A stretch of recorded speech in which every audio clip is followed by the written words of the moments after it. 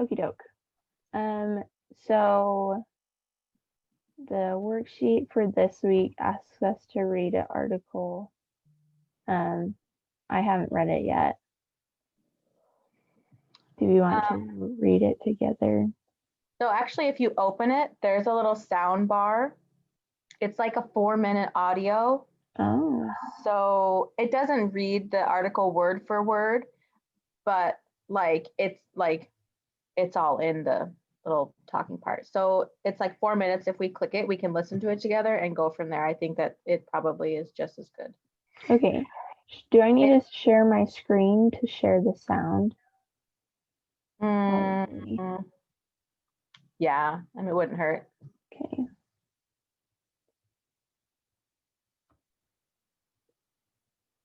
Can you see that? Oh, uh-huh. Yeah, the 4-minute listen, yep. Can you hear it? No. Maybe. So maybe if we all click on it and we mute, I don't know if it's gonna sound, but if we all click on it and mute, we can listen to it and then reconvene maybe. We can do that. Or let me try this. Yeah. Let me try one more time. Now that I've unplugged. Can you hear it now? Super quiet. Okay. All right. We don't have to do that then. Yeah.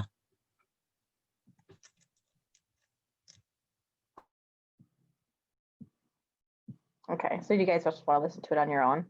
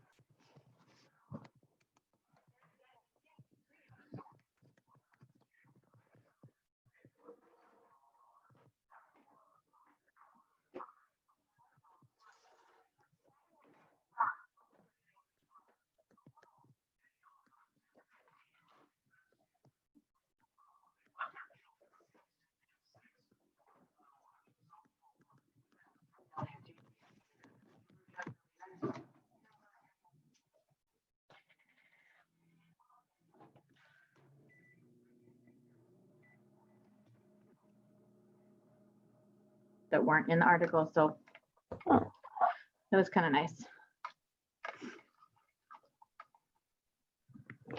Okay, cool. So the question that goes along with the record. So, okay, the article explores a concept called free-range parenting, where parents raise children in a way designed to foster independence and limit parental supervision.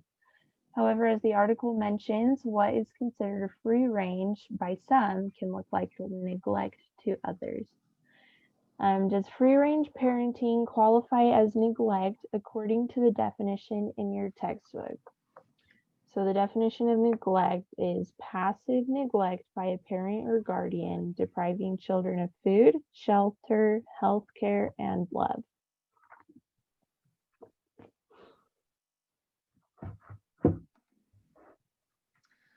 So I think one of the women who spoke mentioned that, some of the calls are frivolous for some people. In some neighborhoods, it might be okay, but in others, it definitely would not be. And I think that goes also for different kids. Every kid is different. You might have a kid who is really responsible and knows what to do, is, quick to respond to stressful situations, or you could have a kid who just totally breaks down, freaks out, starts looking for their mom and dad when, you know, they're playing outside and something happens and they're freaking out. The parents might be right inside the door, but the kid doesn't know what to do. So, yeah, I think it depends on the neighbor, like the environment. And it depends on the kid. Like I have an 8-year-old and a 5-year-old. They play outside fairly unsupervised, but they know to stay in the yard. They play at the neighbor's house, but they know that's the only house they can go to. They walk home from school by themselves, but they didn't to start. Like this was the first year that I let them walk home by themselves, because we moved and we live in a safe neighborhood. But our old house in West Virginia, there's no way I would have ever let them walk home alone because of the crime rates and people who weren't watching when they were driving. There's no way. So I think it just depends. Yeah, and I think if we're comparing what free range parenting is according to the video to what the textbook definition is, it doesn't sound like these children are losing out on shelter and love and food. They're just on their own more often than someone who might have like more, I don't know what the opposite of free range parenting would be, more direct parenting. So I wouldn't say that free range parenting qualifies as neglect. Yeah, not the textbook definition Yeah. anyway. I mean, unless the parents were like, they were gone and locked the doors and the kids couldn't come inside until the parents got home or whatever, and they didn't have food or water outside playing. Maybe like lack of supervision, but and I think it takes kids a lot of practice to get to the point where my kids are. I mean, my kids definitely did. They weren't allowed to walk home by themselves like right away. I walked with them for several weeks before I could trust them to do it. So it's like,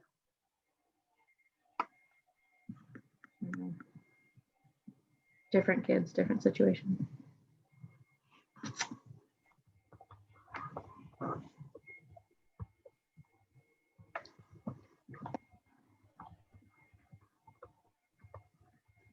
Did you have anything to add to that one, Charlotte? Any thoughts? No, I mean, I was thinking the same thing as you, that it depends on like the environment. Because here in Rexburg, all of the kids just walk to and from school.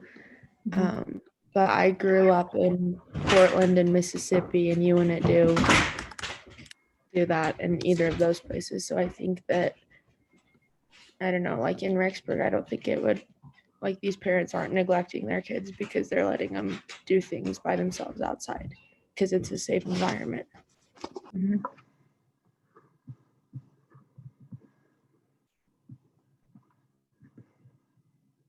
I think the small town feel has a lot to do with that. Well, I don't know. The town we moved from was still small, but just different. Closer to higher crime metropolitan areas, so depends. So the next part says, could free range parenting lead to long-term issues with delinquency?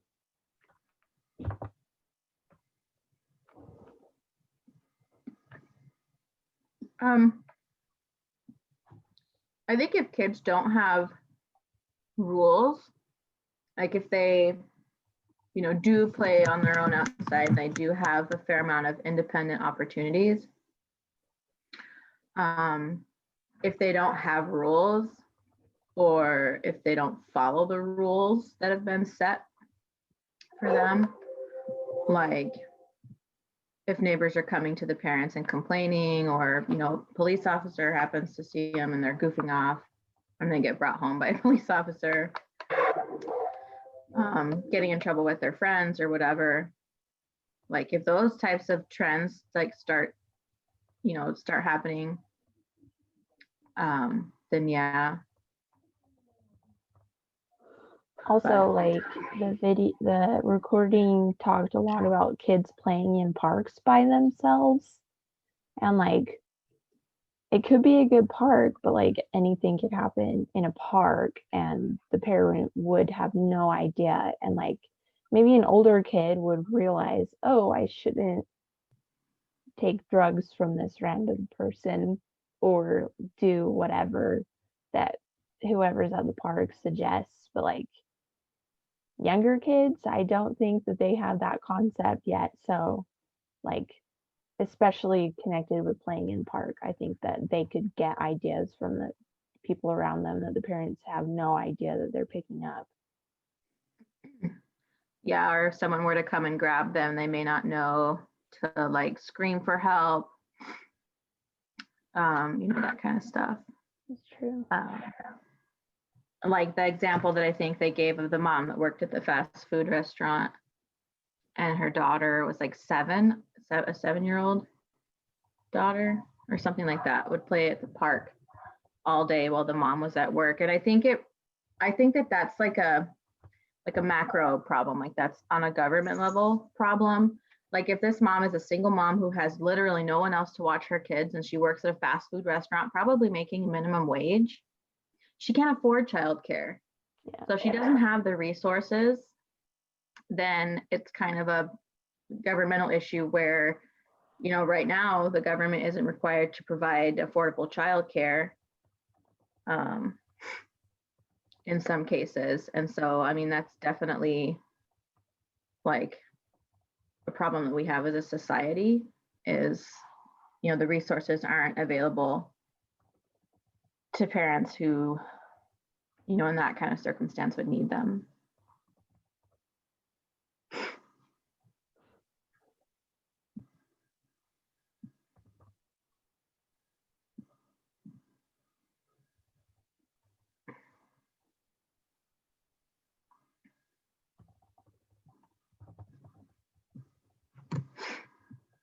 Is there anything else we wanted to add to that one?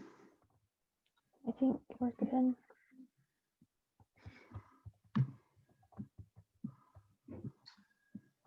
Right. I can read the next one.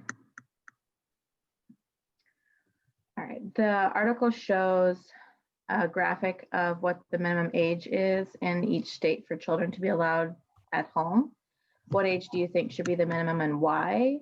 Consider the developmental theories from chapter 5.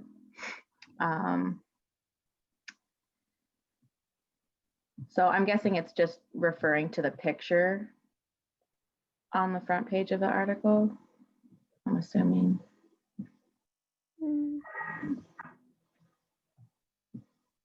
That sounds graphic. I would say that the kids in the picture are probably 10 years old or younger. I Which think it's talking about the chart. Chart. Oh, ha ha ha. Scroll down. See, that's what I get for listening to the audio and not looking. Okay. Yeah, but I mean, which one's the highest? Illinois. I'm surprised Illinois is the highest. I would think it to be New York, which looks like it doesn't have one. Okay, well. That's kind of concerning that so many don't have one. Like, yeah, I get that some kids are super mature and whatever, but like still.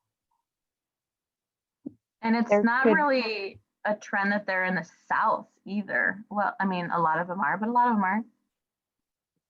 Because the socioeconomic status in the southern states is considerably higher than North or the Midwest and the West Coast. It's interesting. Weird. Oh, if they have an asterisk, the state does not set a specific age in law, but offers this as a guideline. So most of those still don't, it's not even like the law. Uh-huh. That's crazy. That's so scary. So when my son turned 8, we started talking about getting baptized. And I know this doesn't have a lot to do with chapter 5 and the theories from chapter 5. Honestly, I'd have to pull up my notes because it's still early. But when he turned 8, he started asking to stay home alone. Like if I was going to the store, or like my kids are in karate and my younger son's class is only 30 minutes. And so my older son doesn't ever want to go. He's like, I want to stay. And so we did start letting him stay home on a trial basis, but we talked about different ways that he could get a hold of us for any reason. Or, don't answer the door. And I don't leave him home for like long periods of time either. It maybe is like an hour or less. But he's 9. So I think it's an adjustment. And I think a lot of parents are in that helicopter parent phase that Yeah. I don't really jive with because I wasn't raised that way. So I don't know. I think it has to do with, what does it say? I'm gonna I pull up. think there should be a minimum, but also I realized that it's like based on maturity. Like I started babysitting other people's children when I was 9. Looking back, I'm like, who the heck let me do that? I But know. like, that was just like, I was a really mature 9-year-old.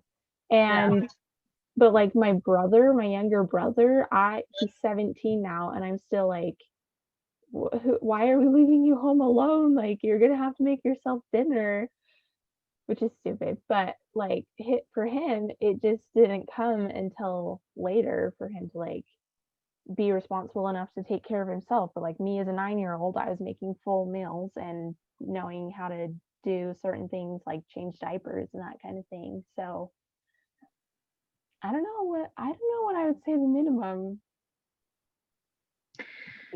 Yeah, and I think it would maybe be different for girls too, because girls are, statistically speaking, more mature at younger ages. And I think that has a lot to do with, when girls go through puberty and start their periods, and they have to have the talk a lot sooner, and they have to take on extra responsibilities, and they have that maternal instinct that a lot of, young girls are just raised with. It just comes.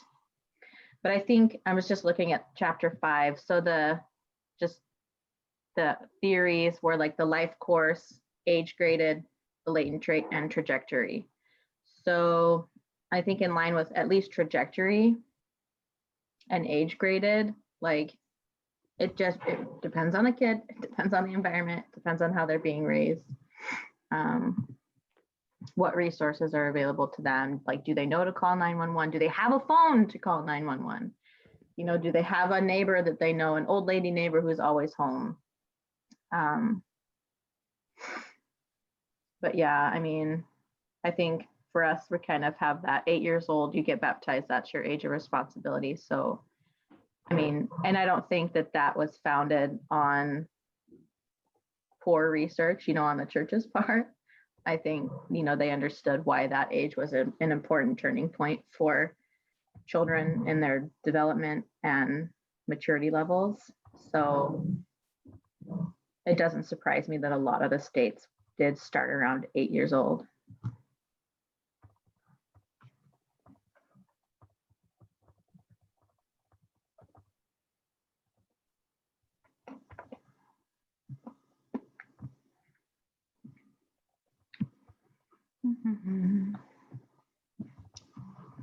All right, do we want to do the last one?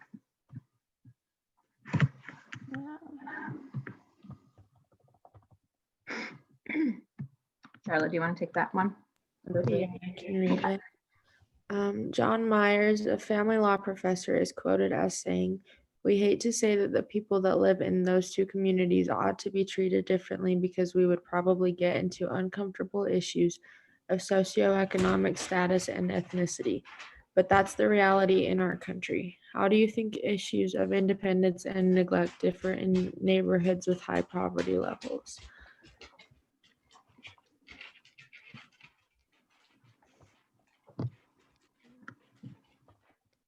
I mean, like it was saying in the article, a lot of parents will do it out of necessity, but then when they are home, then they are kind of helicopter parents, and they tell, like, they make sure their kids know kind of how to handle themselves. So I don't know, I think it is different. Sorry, my dogs are all over the place. That's why I've been muted the whole time. You're fine. I put my dog in the room with my husband. I was like, I need peace and not being jumped on. I know, so annoying.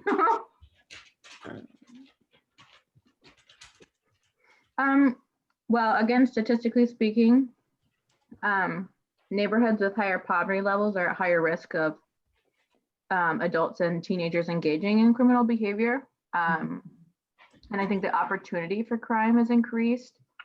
You know, a lot of those families have to, you know, go out and work a lot just to make ends meet kind of thing. And, you know, where the kids end up in between. The deterrence might be lowered, like fewer homes have the ability to pay for alarm systems or cameras, which I mean, I think is becoming more available today. Buy a camera on Amazon for $50 and download an app on your phone. Again, assuming people can afford that. Or the Oh, that's Where'd she go? awkward.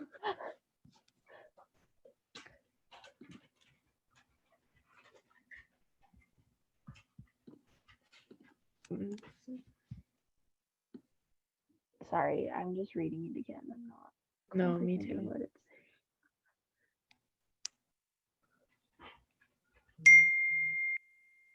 Oh, I think she.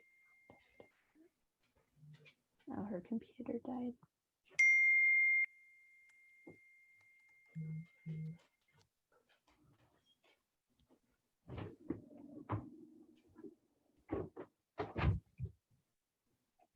So on one end, I feel like high poverty neighborhoods probably experience more neglect in the parental side of things.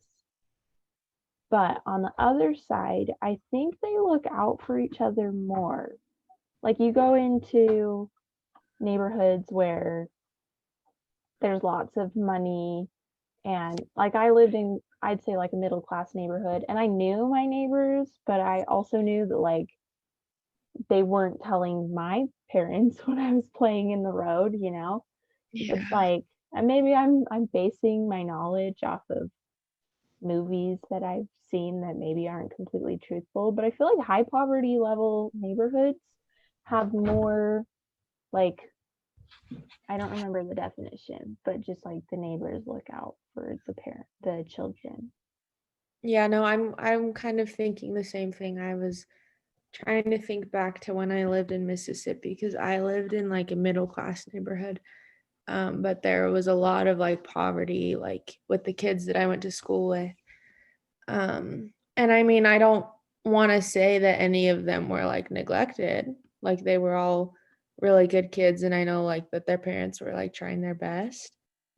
But a lot of people do have to work like 3 jobs to make ends meet, and so their kids don't have a lot of like supervision.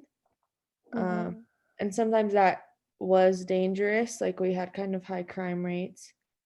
But I don't know. So I'm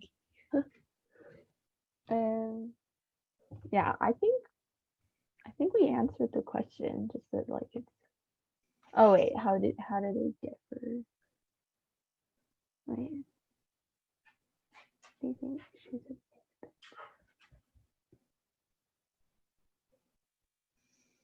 Yeah, like you were saying about the parents having to work multiple jobs, the children probably learn to be independent a lot sooner just because like they have to.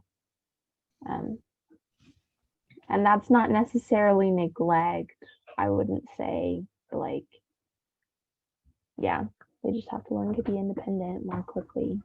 Yeah, and I do think that like they do have like strong community bonds with like the people who live like right there with them. But if Mhm. it's even people that are like a street over, then there could be like violence and I don't know. So I think that kind of makes it hard to tell like if it's I don't know if like the free range parenting like makes them more violent or neglect. I don't know.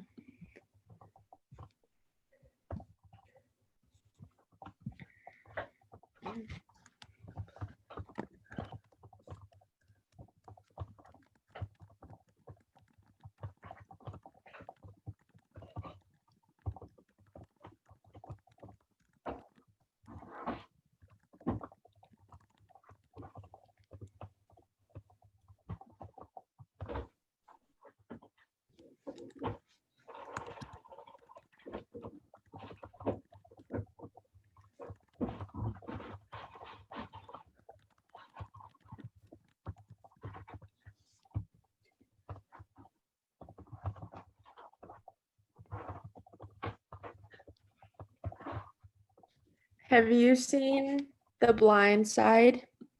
Yeah. So the school that he ends up going to is in the town that I lived in Mississippi. So that is Really. my mom worked at that school. But all the neighborhoods, like the videos of him like going home and like seeing his friends, that's what like the neighborhoods look like in Mississippi. That are Dang. yeah, so like lower class, kind of sketchy, but I don't know. Just to give you a picture of it. Yeah. Wow. That's kind of cool that you grew up in a movie place. Pretty cool. Well, I feel like we answered it. Just like it depends, like, I think so too. yeah. I don't Do- know. This kind of Oh. stuff I think is hard because you don't want to say, oh yeah, these parents are neglecting their kids, like lock them up. Because Yeah, and it's hard because I feel like all of us in the group come from like the same, not the same background, but like similar, parenting styles. yeah, And, yeah. that kind of thing. It'd be interesting to have like an inside look during Yeah. these discussions. Yeah. But that is okay. All right, I'll go ahead and stop recording.